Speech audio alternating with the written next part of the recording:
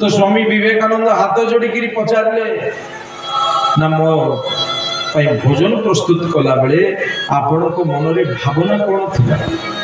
बंधु पत्नी सब सत कथा कहीदे स्वामी विवेकानंद देखा बहुत सुंदर थिले सुंदर चेहरा अत्यंत आकृष्ट ही स्वामी विवेकानंद प्रति आकृष्ट ही भोजन प्रस्तुत करते बंधु पत्नी तो तार प्रभाव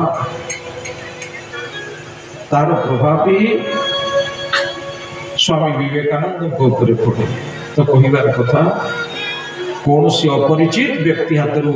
भोजन करने निषेध ये कौन सी छुआछूत भेदभाव नहीं यार भितर कह विज्ञान कारण रही जिते परीक्षित महाराज भागवत महापुराण जदि आम देखा तो परीक्षित महाराज परम वैष्णव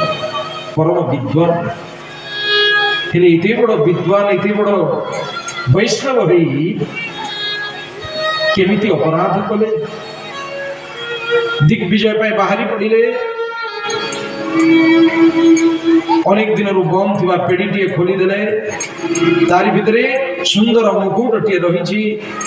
मुकुट कहार जरासंधर मुकुट से जरासंधर मुकुट टे पिंधि परीक्षित महाराज दिग्विजय बाहरी पड़े तो से मुकुटर प्रभाव रे परीक्षित भली जड़े परम वैष्णव विद्वान भी बुद्धि भ्रष्ट हो जाए समीक ऋषि आश्रम में जाकरी पहुंची गले बाबा ये